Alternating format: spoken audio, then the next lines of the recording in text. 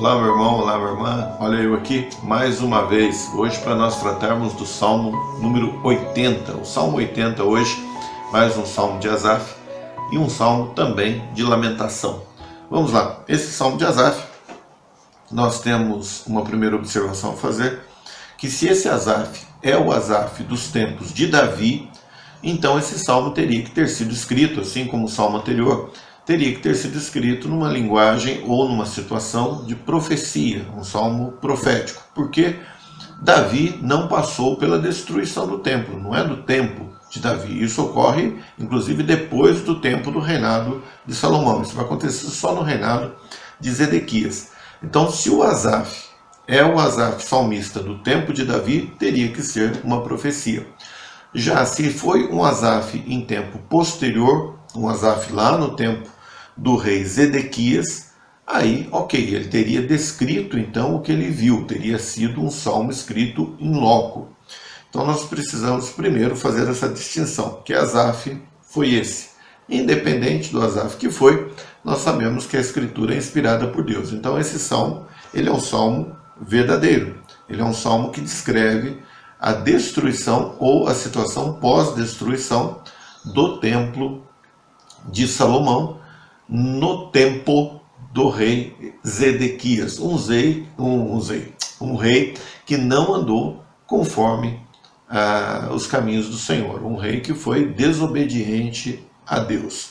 E por isso até que a nação de Israel, ali o reinado de Judá, ele é castigado. Também nós temos a informação logo no cabeçalho desse salmo, de que é um salmo escrito para ser cantado sob a melodia ou sobre a melodia do testemunho dos lírios. Por isso que você encontra a palavra Shoshanim junto com a palavra Edut, ou seja, testemunho. Então, testemunho dos lírios. Esse salmo também é um salmo que nós sabemos que era cantado pela congregação de Israel. Por que era cantado pela congregação de Israel? Porque ele foi escrito por Asaf e entregue para o músico mor, ou seja, para o mestre de música. Como eu já falei, é um salmo de lamentação, palavras de lamentação, em razão da destruição do templo, em razão do castigo que eles estavam sofrendo, vindo de Deus e sendo utilizado uma nação ímpia para aplicar esse castigo. É um poema musical, então, de louvor e adoração, de lamentação, dividido em 3 partes. Essas 3 partes nós encontramos a divisão no Salmo de forma muito natural e a divisão original. Como que nós identificamos isso? Nós identificamos pela frase que é repetida no versículo, que é dita no versículo 3, repetida no versículo 7 e repetida no versículo 19. Que frase é essa? A frase é: faz-nos voltar, ó Deus. Então nós encontramos no versículo 3, faze-nos voltar, ó Deus. No 7, da mesma forma, faze-nos voltar, ó Deus. E da mesma maneira também no versículo 19, faze-nos voltar, ó Deus. Com especial atenção no fato de que o nome, o título do Senhor, ele vai acrescentando, ele vai aumentando o salmista. Então, veja o que eu estou dizendo aqui, de forma prática. Versículo 3, faze-nos voltar, ó Deus, ponto. Então o título, Deus. No versículo 7, faze-nos voltar, ó Deus dos exércitos. Então ele acrescenta aí dos exércitos.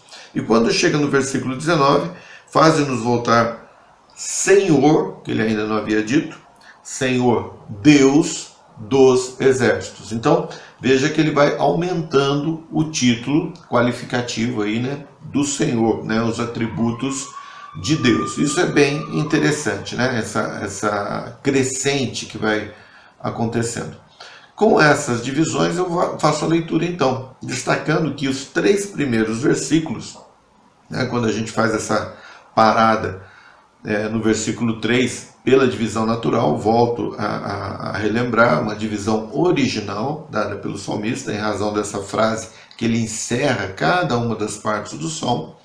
Fazendo a leitura desses 3 primeiros versículos, nós identificamos então o pedido de socorro, a abertura do salmo, pedindo socorro a Deus. Então o salmista se refere a Israel como as ovelhas e a Deus como o pastor dessas ovelhas, aquele que guia, aquele que protege. E por isso que as ovelhas, então, clamam ao seu pastor por socorro. Faço a leitura do versículo 1 ao versículo 3. Para o músico mor, sobre Shoshanim, Edut, Salmo de Asaf. Tu que és pastor de Israel, dá ouvidos. Tu que guias a José como a um rebanho, tu que te assentas entre os querubins, resplandece. Perante Efraim, Benjamim e Manassés, desperta o teu poder e vem salvar-nos. Faze-nos voltar, ó Deus, e faze resplandecer o teu rosto, e seremos salvos. Essa é a abertura, uma abertura pedindo socorro a Deus. As ovelhas pedem socorro ao seu pastor. Depois segue do versículo 7 até do versículo 4 até o versículo 7, a lamentação propriamente dita, né? Descrevendo a desolação que eles estavam tendo. Uma lamentação da descrição, ou uma lamentação com a descrição da situação lastimável em que se encontrava o povo de Deus, a cidade de Jerusalém, o templo que havia sido derrubado. Faço a leitura então do versículo 4 ao versículo 7. Ó Senhor, Deus dos exércitos, até quando te indignarás contra a oração do teu povo? Tu os sustentas com o pão de lágrimas e lhes dás a beber lágrimas com abundância. Tu nos pões em contendas com os nossos vizinhos e os nossos inimigos zombam de nós entre si. E aí vem a frase encerrando essa segunda parte. Faze-nos voltar, ó Deus dos exércitos, e faze resplandecer o teu rosto, e seremos salvos. Encerrada essa parte, essa segunda parte, em que nós encontramos então a lamentação do salmista em relação à destruição de Israel, nós partimos para uma repetição dessa lamentação, a partir do versículo 8 até o versículo 18. Então, ocorre aqui novamente a descrição do cenário desolador em que se encontrava Israel. Só que dessa vez, como se trata de um salmo, uma linguagem muito poética, inspirada por Deus e certamente também com a habilidade do salmista, ele descreve agora o povo de Israel já não mais como um rebanho, mas ele descreve o povo de Israel como a vinha que Deus plantou, que Deus cultivou e que agora essa vinha foi entregue para ser castigada. Faço a leitura então do versículo 8 até o versículo 18. Trouxeste uma vinha do Egito, lançaste fora os gentios e a plantaste. Preparaste-lhe lugar e fizeste com que ela deitasse raízes e encheu a terra. Os montes foram cobertos da sua sombra e os seus ramos se fizeram como os formosos cedros. Ela estendeu a sua ramagem até o mar e os seus ramos até o rio. Por que quebraste então os seus valados, de modo que todos os que passam por ela a vindimam? O javali da selva devasta, e as feras do campo a devoram.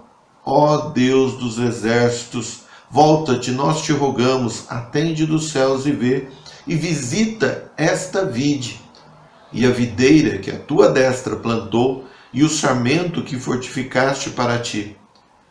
Está queimada pelo fogo, está cortada, pereceu pela repreensão da tua face. Seja a tua mão sobre o homem da tua destra, sobre o filho do homem que fortificaste para ti. Assim nós não te viraremos as costas. Guarda-nos em vida e invocaremos o teu nome. E ele encerra então o salmo com a mesma frase que ele já disse anteriormente, acrescentando mais um título a Deus.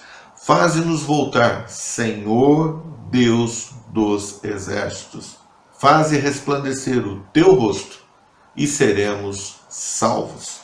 Nós somente podemos ser salvos das circunstâncias angustiantes que temos em nossas vidas por livramento do nosso Deus. Sejam situações que nós tenhamos provocado e estejamos sendo castigados, ou mesmo situações em que somos perseguidos por sermos servos do Deus Altíssimo. Independente das situações, essas circunstâncias em que nós passamos difíceis, de dificuldade, nossas lamentações, elas podem sim existir, elas irão existir, e nós devemos recorrer ao nosso Deus e colocar diante dele essas nossas lamentações, sempre de forma respeitosa, sempre de forma reverente, mas abrindo o nosso coração ao nosso Deus, ao nosso Pai.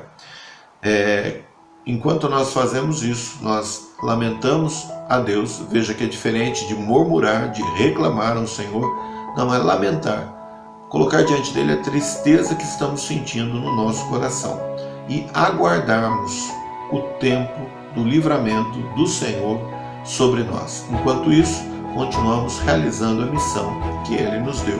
No nosso caso, igreja, pregarmos o evangelho de salvação da obra do Senhor Jesus Cristo. Que Deus te abençoe. Até quinta-feira que vem, quando nós estaremos então tratando do Salmo 81.